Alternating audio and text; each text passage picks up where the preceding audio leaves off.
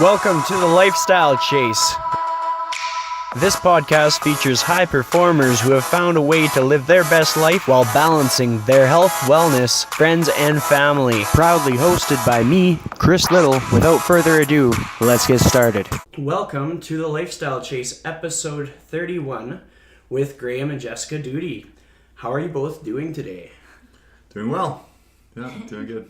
Yeah, I'm feeling a little energized, a lot of coffee, and Yeah, me too. a lot to say probably, yeah. What's your favorite way to have your coffee? Heavy cream. Yeah. No sugar ever. Yeah, I'm the same there, no sugar.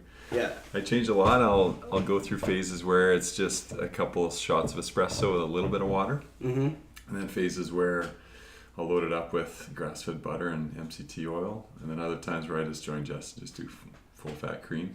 Nice. So nice. it just kind of depends on the mood I'm in. Sweet. Yeah. That's awesome. So I want you both, each one at a time, to take me through your busiest day that you have on a typical week. So you go first, Graham. Okay. Yeah, that's good. Jess will outdo me here. Busy. Usually it'll start early. I'm usually up early. I work early. So it's like today, coach a 6 a.m. class. So I'm up at 4:30 getting ready. So I'll prepare, different kinds of busy, but I'll do my food prep because I like it fresh, somewhat fresh. So I'll get up at 4:30, kind of start my day. Food prep, off to the gym, open the gym, coach from 6 till 2. And that's 5 classes. A workout in there. This past year has been a lot of rowing. If I get a window of an hour or so between kind of a break in the morning. And then we're at the phase of life, so that'll go till about 2, and then there's a lot of connecting with people in the gym and maybe some jobs that need to get done or some extra work I have. So some days that part of my day will end at 2, and then I'll have a little bit of extra, say, programming work to do. And then we're at the phase of life where it's not necessarily work related, but then at night we have teenage kids, so our teenage daughters. So whether it's soccer happening or theater, or maybe there's still some programming or something I've got to take care of at night. So some days it's those little windows in our day. We're fortunate that way, but it's really kind of things start at 4:30 and we shut it down at like 9 p.m. and hit the pillow and go to bed. Nice. Yeah. How many hours of sleep do you aim for typically? Oh man, I love these topics. I love that topic. 7, minimum 7, and I'm becoming more and more of a sleep advocate. I have been for a few years because I used to take a lot of pride in going on like 4.5, 5.5, and in fact in my early 20s we trained and raced a lot and racing triathlon and stuff, and as a shift worker back then in my last career. So now I can look back and really see where that fell apart, that we can do that, but we're not optimized. So even on a day like today where I'm up at 4:30, again, family life and life dictates that I can't always get in bed by 9:30 and be sleeping. So I'll give up a little sleep on a night like last night, knowing that tonight I'll probably get 7, 8. Not that I'm trying to catch up, but I track my sleep for the week and I look at how many hours I'll get in a week and kind of just watch patterns, but usually it's 7 at a minimum. Yeah. Sweet. Yeah. Do you have any sort of rules that you set for yourself or routines to sort of get to sleep? I'm bad with rules. It's funny because I hate rules, but I like routines because routines I don't have to think about. So routines, if they serve me, I see them as different than rules because then they're free. Mm-hmm. So I try to kind of I do the stuff that most people probably do. I start to, when I'm getting tired, I know that our dogs have to get let out and we have to lock up the house. But the big ones are for us, and just kind of brush teeth and get ready for bed. But I try to, ideally, if it's a good night, I'm reading a book before bed. I'm not on my phone reading headlines, which I can fall into very easily, just getting on Google or getting on YouTube or whatever I'm into. So it's usually as soon as possible dimming the lights or getting the lights down. It's quiet. Jess and I talk or whatever, and then just crawl into bed and maybe read a bit. And then now that I'm not a shift worker anymore, generally by the time it's lights out, I'm asleep within 5 minutes, which is a gift. Nice. Yeah. Perfect. Yeah. All right, your turn. Every single day is so different for me, but I'd say The busiest days are days where I'm at the gym. So same sort of shift, 6 to 2, or tonight I'll be there 4 till like 9 or 10. But when you own your own business, as you know, there's always more I can be doing. So we're actually going into a really busy phase right now. It's the CrossFit Open. So we'll be hosting events each week, and I could, fall asleep answering people's emails or requests to me all day long. But so I'm either on my computer, rushing my kids somewhere, thinking about laundry or food, or physically at work or with a client, and just sort of packs my days full for sure. But like Graham, I sleep like a baby, so. Perfect. Yeah. What's been the most exciting day of your past year? If you could pick one day. Ooh, well, I actually went back this year to school to do my master's of entrepreneurship and innovation. So that was a big leap because I've been my own boss for so long. It felt really vulnerable to like apply to something and see if they want me, and then have to fit into this group of like master students, feeling like I was probably one of the older students. And I'd say getting on the plane to go to Queens, which is where the program's held, was really a really exciting day for me, because it's like, I'm all in, I'm doing this, and I was really excited about it. So totally. Yeah. I find with like steps like that, we often like talk ourselves out of them. If you could describe 3 things you were saying to yourself, talking yourself out of it, what would they be? Oh God, I had lots. This is a lot of money. Is this really going to be worth it? Why am I doing this again?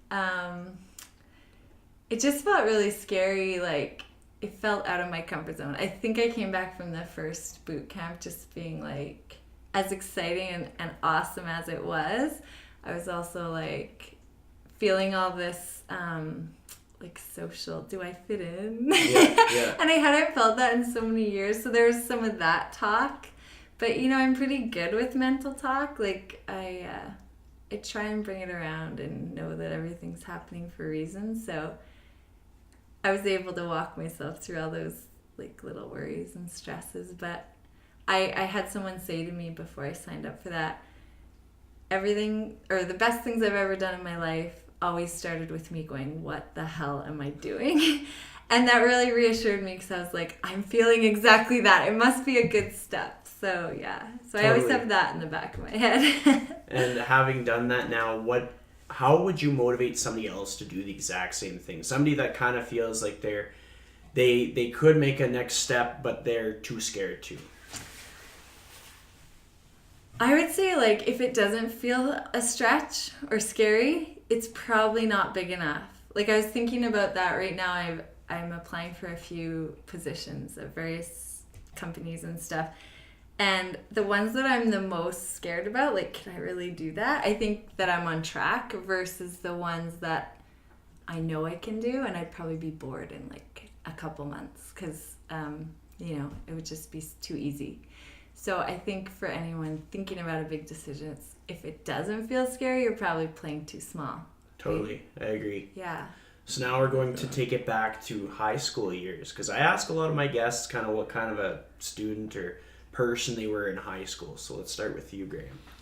Oh, let's see. I had, at the time I was on a swim team, so I had some really close friends that almost on a team like that. We'd grown up since we were younger together. So I really, had friends outside that group, but mainly it was the handful of us that were at the same school that were on the team. And so I was fortunate to have some really close friends during that time. But I wasn't on any of the school teams or anything. So school for me was, we spent before school and after school a lot of days just at the pool.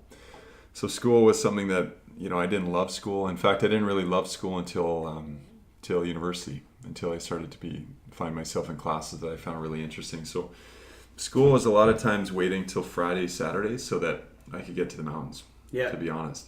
I enjoyed high school. Unfortunately, well, not even unfortunately, because it's made me, I am who I am, but, I was probably like a lot of teenage guys that just liked kind of high risk stuff. And so I had a lot of fun. At the same time, though, high school is also looking back. What's I think great about 40 and every year past high school is you know yourself a little better. You're more secure in your skin. Are content just to be you. So you're not kind of shaped as much by peer pressure and stuff. Overall, I had a really good high school experience. Sweet. Yeah, it was good. And so your plan going out of high school, because everybody has like their plan of what they're gonna take or all that. How does that differentiate with what you do now? That's a good question. I couldn't have seen myself doing what I do now. To be honest, it wasn't really a thing. One of my ideas leaving high school was to work in the mountains and mountain rescue. And I was just a kid that liked to snowboard and ski and stuff. And then I fell in love. And then I started to piece together, even as a young guy, well, that looks tough, because I can live in mountain towns and stuff. But if I'm falling in love with this girl, what's that look like? And I like to be active. Again, I like stuff like phys ed. But there was no such thing as small little boutique gyms or training gyms or CrossFit gyms. There was probably personal trainers and coaches.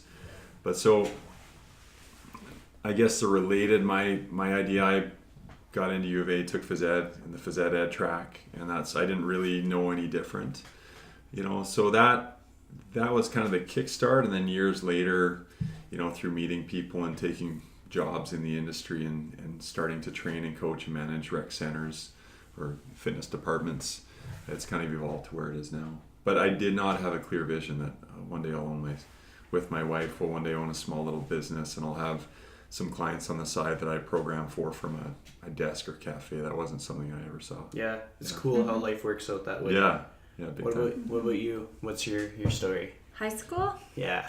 That's a really long time ago, Chris.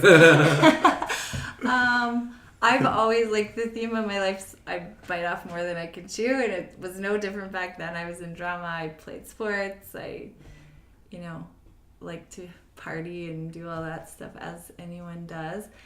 I think the biggest thing, the difference is back then I grew up in a really religious family, and I felt really confined about what my life could be based on how they had brought me up. And a lot of that revolved around gender and, what was expected of each. And I think as I grew older and I gave myself permission to sort of break out of those stereotypes, then things started to open up. But prior to that, I felt really I'm going to be a mom, I guess. And, I didn't give that much thought to career. I chose a university program really based on just what I found interesting, not what I thought might happen after.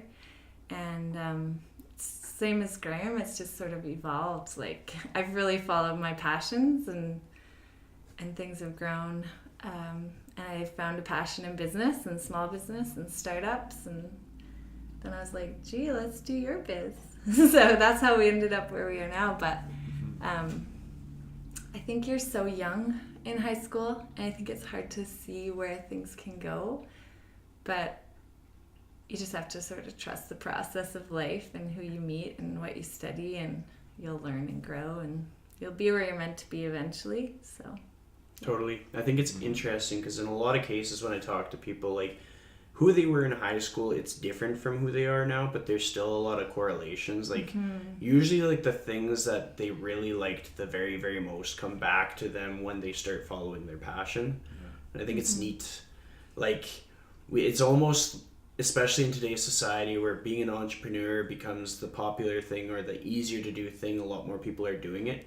And they're motivated to do it by following their passion, or at least making the thing that they enjoy doing the most be something that provides them income.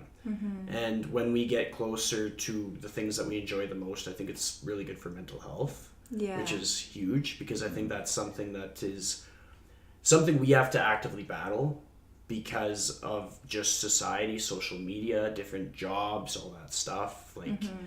So many things that make us less capable of sort of battling those mental battles, just like we battle physical battles. At one point you were a firefighter, right? Yeah. So what kind of inspired you to go into that? Let's see. Well, I was I think at the time I was really looking to be part of a team with guys. So in junior high school, I'd wanted to be a fireman.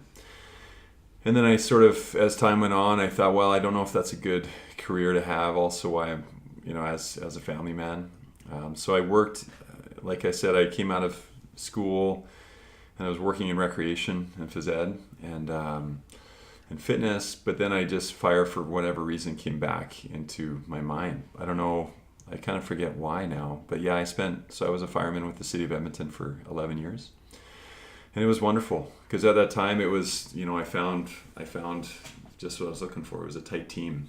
So it's kind of just talking about high school. I was back having close people that I really enjoyed being with and got to know. And so yeah, it was wonderful. Do you find that you're still close with a lot of the people that were on your squad? Yeah, absolutely. So I'm fortunate because some of them still go to the gym. And and I keep in touch. Edmonton's a small city, so even the guys that they may not train or I don't see them through that for that reason, we catch up for Sunday morning waffles or breakfast or whatever, coffee, and actually I try. We talk about this, and I do like to have. I really care strongly about maintaining those friendships that are not gym related, just because some of these guys I've known for over 10 years. I know their families, they know mine. So I'm still fortunate to be really close to them. I always think about like emergency services, whether it be like paramedics or firefighters or policemen or like even nurses. Mm-hmm. They have to deal with so much stuff. Yeah. Like myself, I think I'd have trouble because I am a major empath. Like I feel like I would get too attached to some of the emergency situations. What are some of the strategies that you had to do being a firefighter for so long? Because I'd imagine it had some struggles. You know what, it does. And so you brought up sleep. There's a lot, and I'm sure it's a podcast. There's probably several podcasts out there on this stuff for first responders because it's a certain lifestyle. So what you see, there's a real fun side to it and a thrilling side to it, but there's also very much a human side to it where you do come across people at their worst, and you are trained. So over time, you're trained to deal with that stuff, and you're reminded, you didn't cause it. You're just there to help. And so but there's definitely triggers. So, certain things will affect one person on a crew worse than they'll affect another. Maybe they're close to home for a reason. There's counseling. So there's debrief sessions after bad calls. A crew can be requested that a specialist, a counselor comes and has some time to sit down with the crew and walk through the events, so just to get them talking. One of the biggest ones, and I cherish it, the times we had, but laughter is really used. So and that's the dark humor side that until you've really kind of experienced it, there's a reason why, stuff, it's just a way of coping. It's a way for guys to talk and feel like they can be vulnerable in a safe situation. Because what you said, a lot of firemen and people as a lot of first responders, they are also empaths. So they're there because they care. And so you might have a real bravado or sense of bravado, but there is a genuine sense as well within those services to provide care. Yeah. And so so a lot of what you see is terrible. So the sleep, now there's more and more attention being paid to sleep. There's more attention being paid to physical fitness. There's more attention being paid to, everything that's going to help a human being to be healthy. So coping strategies, even in some cases, breath work, meditation, physical training. So we had a health and wellness department on the job. And so the guys create and deliver modules here in Edmonton and in North America. Most departments have this, but to different degrees. Edmonton's got a great program running, and a great lead on it, and so they'll create modules for the guys that seem relevant. If it is okay, let's create a sleep module. Let's create a module on how to lift safely. Anything related to health. Yeah, that's awesome, and it's good to be so proactive about this kind of stuff. Mm-hmm. Yeah, a lot of what I see is social media has taken over people's perception of being in a community, whereas I think we need to start getting and interacting with people more, which is what is so valuable about like group fitness or CrossFit or anything like that, because it sort absolutely. of structures Yeah. a community. Yes. Yeah. And at least once a week, but in a lot of cases more than once a week, Yeah. people are getting together and they're talking about life and they're Yeah. feeling emotions, and people have bad days and you just work through it. Yeah. And people that are deprived of that, it sucks, because like I can see it, it's very apparent that there's a difference in a person who has that community support and the person who neglects that in their life. Mm-hmm. It's kind of like if you don't go to the gym and train and do resistance training and all this stuff, you're going to lose these capabilities and skills. And if you don't go and train your mental health and work on your relationships and have your non-negotiables, then that stuff kind of, you lose it a little bit, which sucks. Like there's Absolutely. mental health is on like the increase in the amount of like struggles we're facing. Like it's not the same as when people were in like their old shacks with no internet and stuff, and you get on your bike or you get the horses all rigged up and you go to the neighbor's house. Like it's a different world. It is, yeah. Often we don't have to rely on people the same way. In the fire service you do, and therefore you become really close. Yeah. You know, and you're bang on. A lot of times you'll see in a gym setting over time, as people start to feel more and more comfortable, so they show up completely as themselves. They can be vulnerable, so if they can come in and admit, listen, you know, they might say to a coach or just have close friends now that they can confide in. So a lot of days it really is about the workout, and then a lot of times it's not. You know, it's just beneficial for them to be there around other people that they can talk to or listen or just be quiet and sit with. Absolutely. It's That's important. the beauty of fitness. Yeah. And like the sort of a lot of the things that I value the most are community oriented. Like I tend to stick around like the spin communities. Yeah. I've kept in touch with a lot of people from Forged. Yeah, that's cool. Like my first guest was Blake Fillion, Yeah, nice. so that's always fun. Cool. Yeah, it's just regardless of how you find your fitness, because I think that's a major one to hit home, because as long as people are safe and they're going to be able to do it for years, Yeah. it doesn't matter how they do fitness. Yeah. Just do it. Be active. Be happy. Yeah. But have like other people that you align with. Don't do it by yourself if you can avoid it, Yeah. because there's so much to gain from it. There is, yeah. You know, I think too there's a need to appreciate the blend. Like some people seek to go internal and get into a flow state, and that means quiet. Yeah. You know, but I think too that for that person, if at least there's one or two buddies once in a while they can call in, or they do have access to a group once in a while, I think what you're saying is bang on. It's really important, because it can become really isolating on the flip side, where it's no longer doing what it used to do for somebody, you know. So I think some form of social contact when we train and exercise is really beneficial. Totally. Yeah. I agree. Our next topic is going to be parenthood. Cool. So I'm going to start with you, Jessica. Sure. Before going into parenthood, what were your thoughts? Was it scary? Kind of same thing as like doing your jump and getting the further education. Talk me through the thoughts before and then after. There were really no thoughts. No, I'm just kidding. Like there were a few thoughts. Graham and I Not a lot though. both knew we always wanted kids. Yeah. And I tend to throw myself into things. Like we both have a very short like idea to action phase. Yeah, It's totally. very short. So when we decided we wanted kids, well, like the next month we were pregnant, pretty much. Efficient. And we were young, so I was 25 when I had my first. And it was really life-changing in so many ways, but at the same time, when you have your kids that young, most of your friends don't have kids, you do realize, like, life just goes on.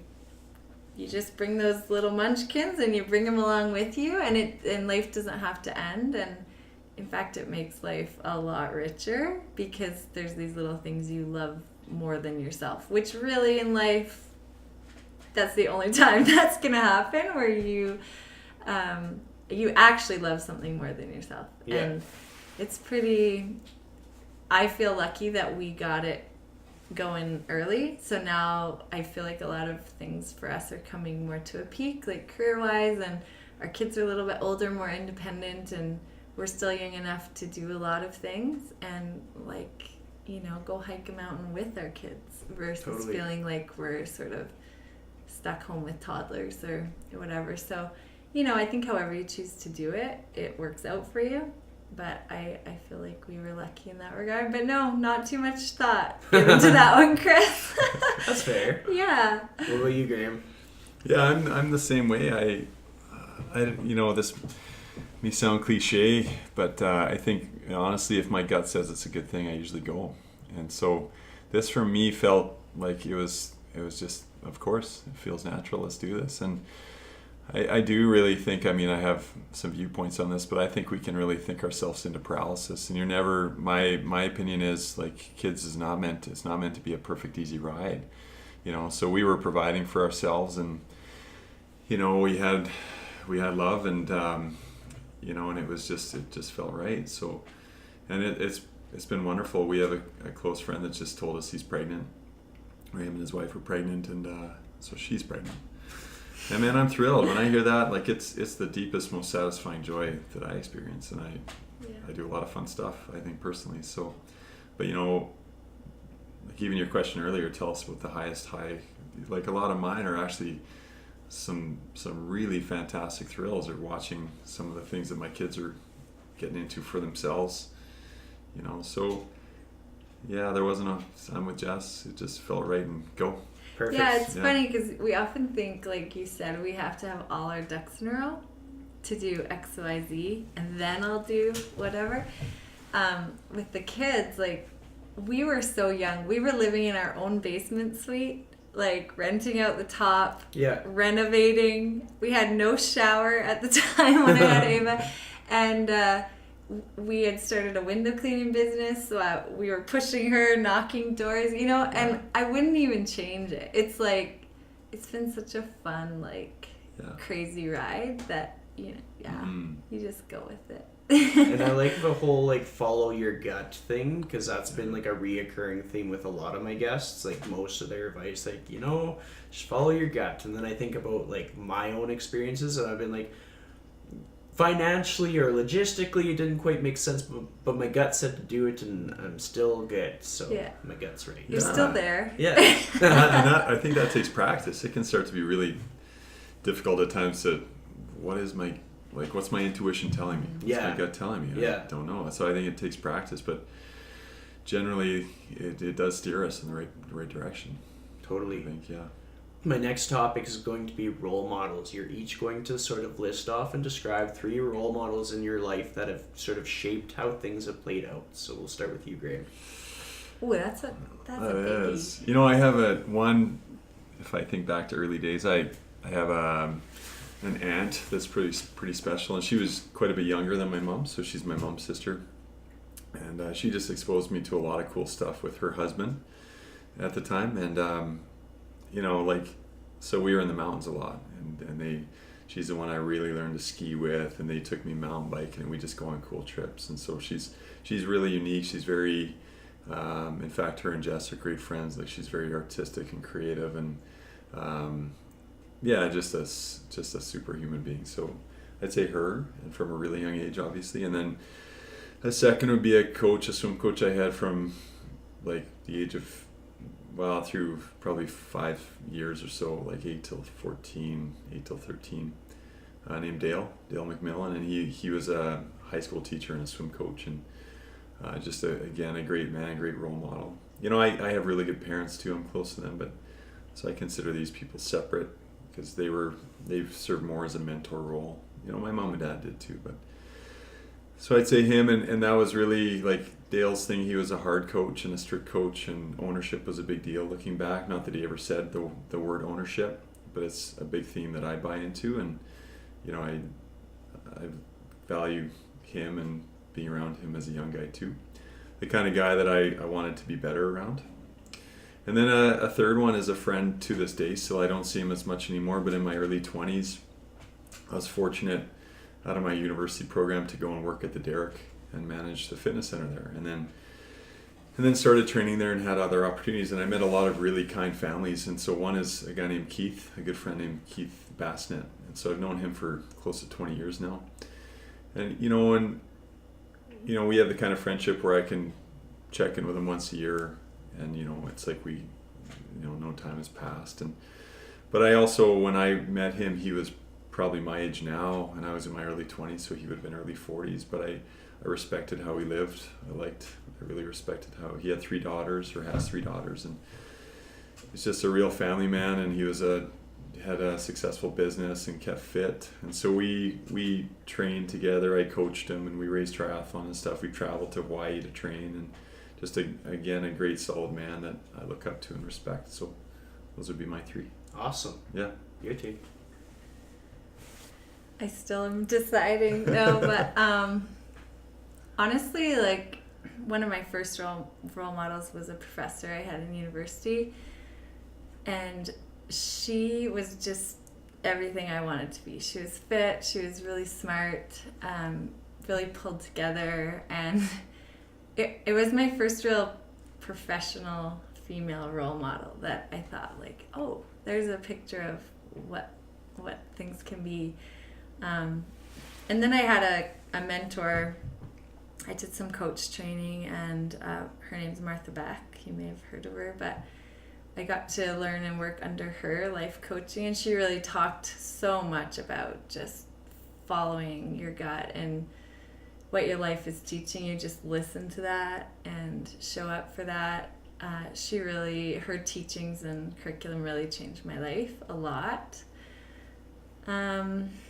And then I would say Graham's one of my role models. Like, he's my best friend too, but we really rely on each other, and we're so good at different things that he would always be the first person I go to for advice, like beyond just day-to-day stuff.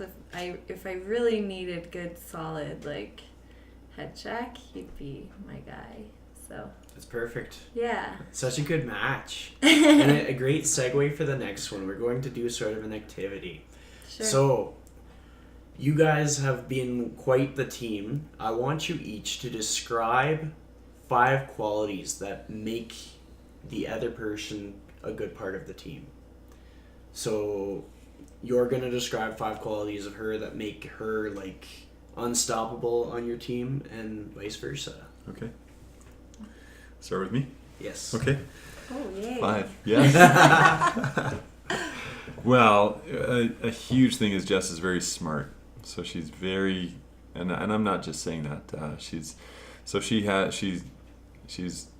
very solution oriented and just sees things differently. She thinks differently. And I've always loved that. When I fell for her when we were young, like we were 17, 18, and literally partying, I could tell right away she was really bright. And so there's that. She's also really adaptable. So as we've taken on projects and done stuff from a young age, Jess is just really willing to go with the flow and adjust and course correct as needed. And that's actually a lot trickier. We hear that, but in times of stress, that can be a tough thing to do. Yeah. And so she's also incredibly optimistic.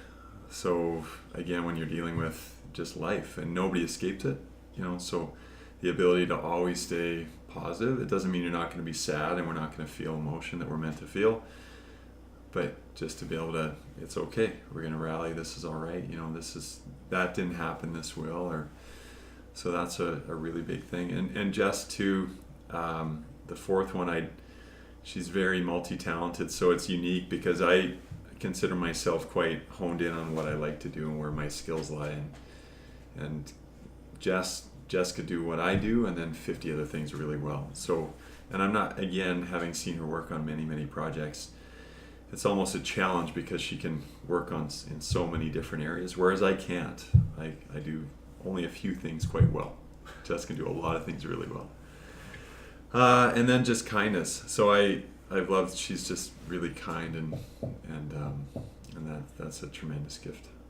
That's awesome. Yeah. All right. It is. We're turning the table. Your turn.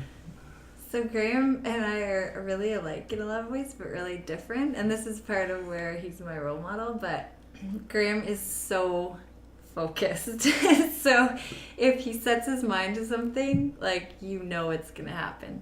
And it's incredible. Like, he's very goal oriented that way. Graham is makes everyone feel special. So there are always people clamoring to talk to Graham because, as you can see, just how he talks, it's like you're talking to like this Zen. Like he has that effect on people. I don't always feel that way, but thanks. And so when I'm all wound up in my, anxiety or ideas or whatever, Graham's just like, he grounds me that way. So that's one of his best skills too. He's really surprising in that he's also has this wild side. So he'll be the first one to like jump off any cliff or like throw himself into anyone. So he's kind of like the super calm and then the super like, oh my God, what is he doing? Like you'll have to ask him about his breath holds after. But yeah, he's so good with people and with the kids. He's a really great dad and with people in general. And I'd say he's really conscientious. So recently I learned about sort of the ideal team that you have, and you've got like a numbers person and you've got a systems person, you've got an ideas like pushing the bar. But a really key part of any team is the person who at the end of the day is like, how's this affecting everyone? And that's Graham. Like he's really conscientious and he never lets us get far from, but how are we taking care of people, whether that's in our business or in our family? And that's a really big value that he brings. Thanks. Yeah. That's important. Like we don't often think about like perspective and being able to take a step back and consider all the other like gears in the machine kind of thing. Mm-hmm. So that's good. Yeah. You both have traveled a fair bit, I think. Am I right? How many countries in total? Ooh. I don't know. No idea. A rough count, like over 10, over 20. Yeah, I think about Probably maybe over 10. I feel like I was on a really good roll when I was younger. Yeah. And then life kicked up, and I really have this sense that we'll travel a lot more as we get older again. We're just starting to travel again more, speaking personally, I guess. Yeah, probably over 10. When I was 18, I had just had this dream of going away and surfing, and so I'd saved through grade 12, worked at a gas station, then a casino, and I was able to punch a ticket, and I went and backpacked and hitchhiked around Australia. And so that was the first of several trips at that time, but again, it was before kids and stuff. And actually Jess came and joined me on that trip. And that was a trip of like trying to live off nothing and surfing and just kind of meeting people. And so now our trips, they're not as far reaching typically, but definitely love to travel. Mm-hmm. And see What places. was the most life-changing trip that you ever went on? Well, I don't know if a lot of people know that. Well, some people know that. I spent 2 years in Asia, in the Philippines. And that was a remarkable trip. And it was for a different purpose. I was there in a lifetime ago. I was Mormon, so I was there on a Mormon mission.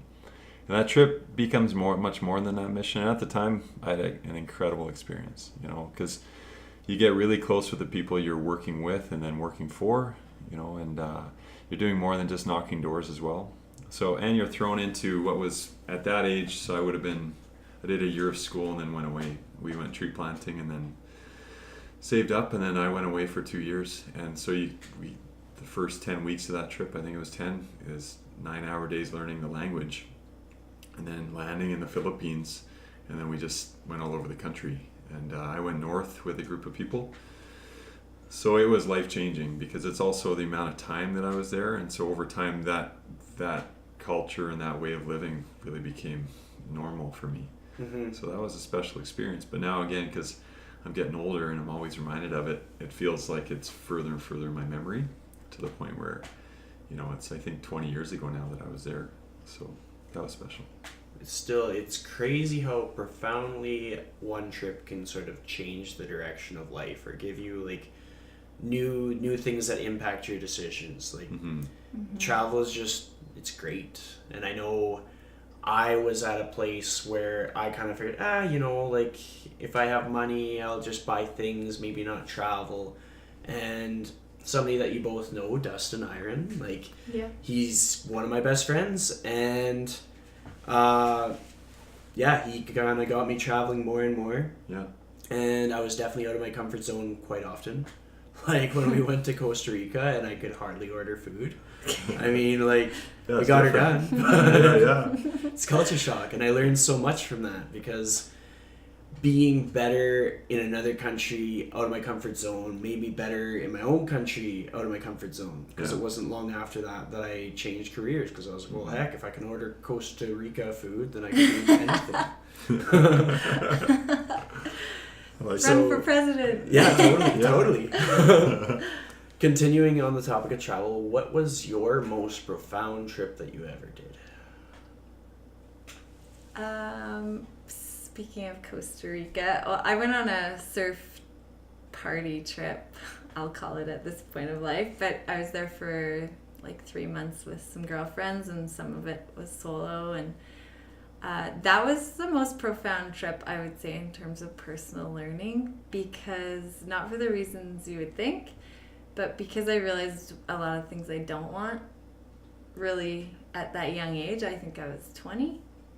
But I realized how shallow at the end of the day partying and the pursuit of just fun and pleasure can be if you don't really have a purpose. And that was a huge lesson at a young age. And I think it takes some people a lot longer to feel that lesson.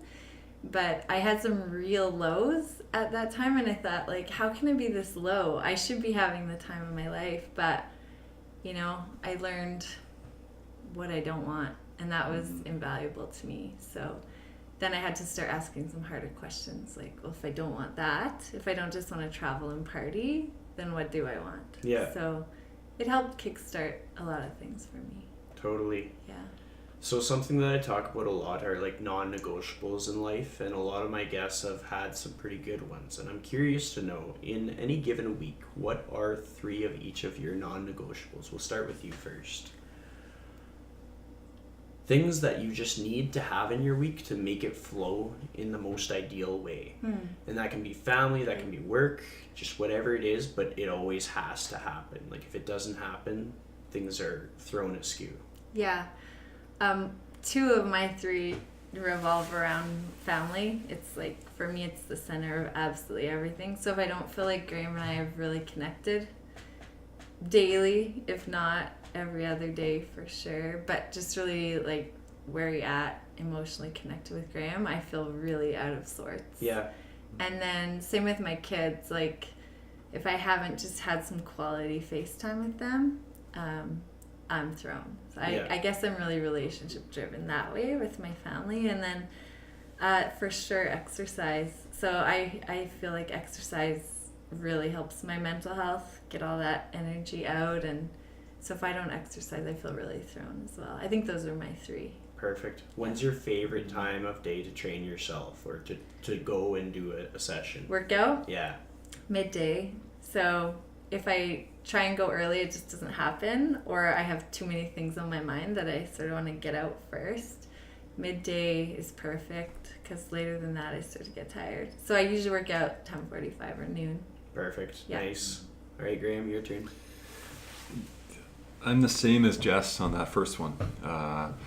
Actually, probably more than just the first one.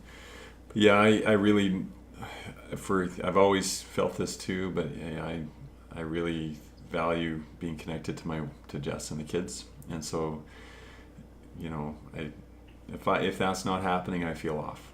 And it's not to say that, you know, I can't be on a trip or go away for a week or so and be okay with it. You know, we purposely plan that stuff for both of us so that because it's healthy. But I know that if we're in town and we're just kind of passing each other, you know, it just doesn't work for me. And then the other ones, exercise and movements is a really big deal, and it has been forever. And I just feel better. You know, I love to move, and you know, it doesn't have to be the same thing all the time, but it's generally, you know, I'm able to get nice and warm and feel good, and everything else follows. So that'd be number 2. And then, you know, nutrition would have to be 3. It's tricky because nutrition and sleep, it's like, well, which comes first? And sleep would, you know, I think more and more I would take sleep over everything, health-wise. But in a day-to-day, if I'm getting my sleep, if that's a I'm getting my 7 hours or close to every night.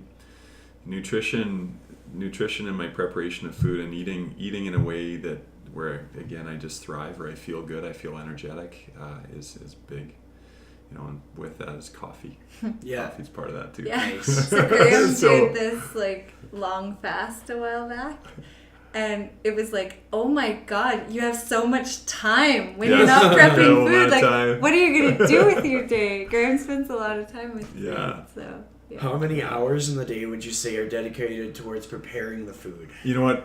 Oh man, maybe 1.5. Okay. Well, 1, because And then cleaning up. yeah, the cleaning. My poor family, but like we have thankfully teenage daughters, and I just asked these 2 girls that I work for. They're 17. I asked them yesterday, "What kind of chores do you have?" And one of them said, "The dishwasher." I said, "Well, good, yeah, because our kids start to empty the dishwasher more and more." But yeah, it's like generally my food prep is not. I'm not a like do it all on Sunday and for hours at a time. It's can I have some starches in the fridge, some sweet potato, some beets, some brown rice, some whatever prepared. Do I have some sources of protein, both plant and animal, and then some greens and a variety of stuff. So my food prep is quite dialed in, but I can just grab and go. And then I generally just, when I wake up, coffee goes on, and then prepare. I don't eat right away, but coffee will go on, and then I'll prepare a breakfast and a lunch and pack that out, because I don't generally buy food out of the house. Yeah. I can't really leave the gym, and I wouldn't want to anyway for a couple of reasons. So, and then at night, it's wild. I've told a few old fire friends that we try to keep it really simple at night. We got so used to big productions around mealtime in the fire hall, which is nice. It was always really good food, but I find at night we share the cooking most of the time, and Jess is better than me, but I just try to keep it really simple. So there's not a whole ton of time there, but it is a nice time for us to just hang out, and if it's just one of us, it's pretty simple. Totally. Yeah. That's awesome. Yeah. So we're going to go to the very last question, but for a lot of people it takes some thinking. And I ask all of my guests this one, and it's always fun because I get to kind of compile them all together, and it's interesting to see the answers. The question is, if you were to give one piece of advice to someone on how to most authentically live their life to the fullest, what would it be? So we'll go first with you, Graham. Oh man, I'm still learning that as I go. Well, I think a big part of that is being honest at all times. And when you can always come from that place, and just, it's going to be easier to show up as yourself. And then I think you're going to naturally attract people into your life that are also probably into the same things you are, even if it's not on a little micro level. And then going back to the things that, when things interest us, that's a good sign. So I'm taking down a whole lot of little paths of interest, and I just go with them and I explore them, and if it feels like it's forced or it's not for me, I don't keep pursuing it. So in my 20s, it looked different than my 40s. Now I don't really do anything I don't want to do. Every part of my day, I'm choosing to do it. I'm very happy to do it. I'm fortunate to surround myself with the people I want to surround myself with. In my health practices, not just training, but how I choose to live my life. It's stuff I've met people who have been into it, or I've been interested, so I've learned. And so this kind of picture of self that's always evolving, and this authentic self, I think starts with just being honest and listening. I like it. Things you're That's interested good in. advice. Yeah. All right, your turn, Jessica. I know mine because I say it regularly. Mine is like follow your heart, but take your brain with you. I feel like it's really trendy now to just be like, follow your passion, do this and that. But, following your passion can also come at the expense of some of your core values. If you can't, support your family for a time, or you can't, if I won't have the time for my family, sure, I can follow my passion, but at the end of the day, if it's going to lead me out of alignment with my values, then it's not going to work for me, right? So I think it's like following your gut or your passion, or where you're being guided to, but then also use your brain to go like, but how am I gonna make sure this works for what I really care about? So, follow your heart, but take your brain with you. Don't just throw caution to the wind, because there are some really important things you can lose along the way. Totally. And I am really optimistic, like Graham said, but I can also see how, we've been small business owners, and it's a lot of stress on a family or a relationship if you, say, financially can't make the ends meet, or you're having a lot of stress in your professional life. And so those are some things you can kind of temper if you use a little bit of brain work, and you can think through those things, because you never want to sacrifice the most important things to follow a passion. At the end of the day, I think you have to be really in tune with what's most important to you, and then make it work for that. So. And it really makes sense when you align it with core values. Yeah, always. Because it makes it easier for people to hear, and then they can take the perspective of, it's not that you can't dream, but you just need to make sure everything's taken care of. So I like that. Yeah. The last thing I want to talk about, because I don't want to miss it, you have a rowing competition that you're doing, right? Oh man, yeah. I'm Good exposed. timing. Yeah, I just actually this morning just let my closest of people let them know that I'm not doing it, because I hurt my back, and I hurt my back 15 days ago, really unexpectedly, but something went wrong. So it causes some reflection and questioning. A bunch of years ago, I used to deal with, actually dating back to that Philippines time, and then past that when we were racing triathlon, I used to deal with some back issues. And then over time, it flares up less and less, and usually I've made an error. So yeah, anyway, I was starting to feel really good, as we kind of do as we're getting close to a race, as the fitness is peaking. And I was doing a squat session. I lift twice a week, now. I don't CrossFit daily. For my health, I lift. Actually, the last while I've been lifting to be a stronger, faster rower. And so it was a fairly basic squat session, 5x5 with medium level weight. I went a little heavier than we had agreed on, and I was feeling like $1 million, and something in my back just went. So I have great care. I have a lot of love in my life, and I'm lucky. I've seen my chiro, who's known me for a long time. I have two great people, my masseuse and my physio, Alex and Amanda. And so it's slowly coming around, and then we have access to people that we, in the gym and stuff, just conversations. But unfortunately, I've had to pull the pin. So it's really devastating. It's on this, it might sound funny, but it's been the end of a 3-year block and a lot of prep. I've had a coach. It's been a magical experience. It's been a ton of fun to work through and prepare. And so when that happened, it's like, oh, okay, this will be 3-4 days and I'll be back. I'll be recovering. But now 2 weeks later, I realize it's something serious, and I have to respect that and hopefully learn. I was warmed up. I was nice, and I had spent 10 minutes on the assault bike. My glutes were a little tight that morning, or that day. I'd done the things that I would recommend we do. I'd move sideways under tension. I'd rotated. I'd opened my hips up. I'd done all this stuff before I squatted. But something happened. So. Yeah, it's a timely question, because Graham's kind of in the thick of it right now.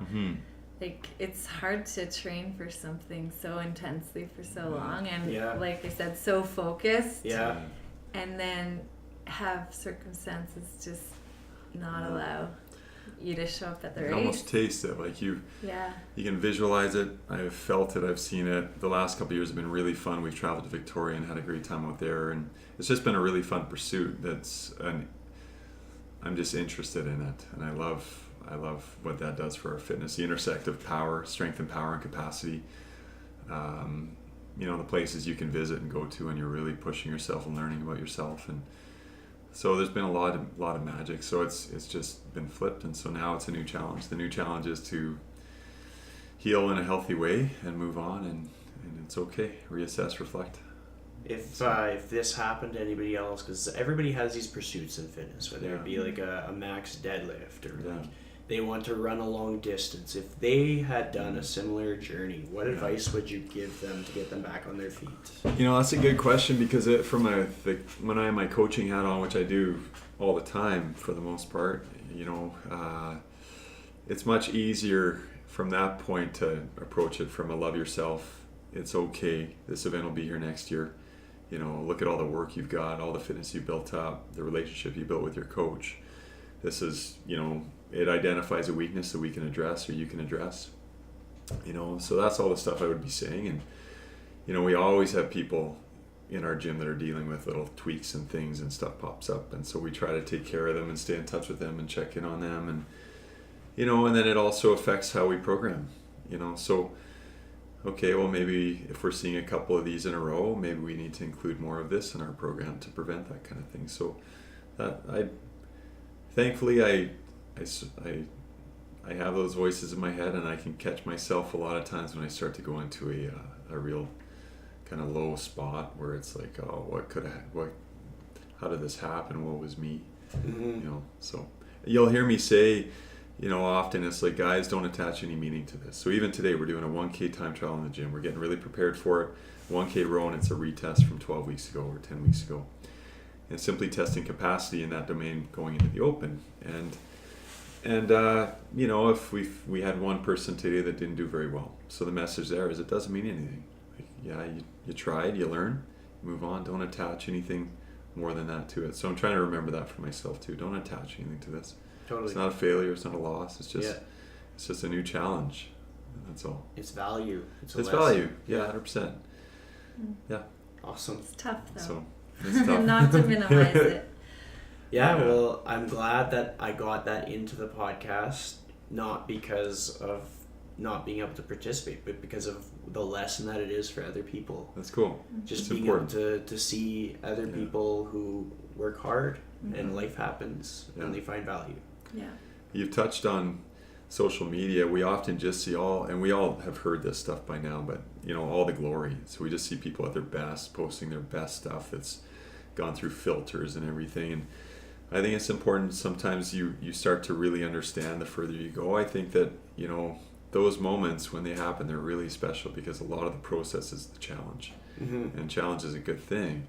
And then it's how we respond to it. So, these conversations, for me to be totally vulnerable and honest, it's important because it's for my own healing.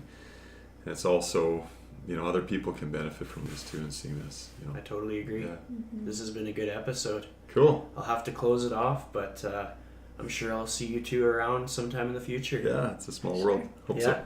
All right. Thanks, Chris. You bet.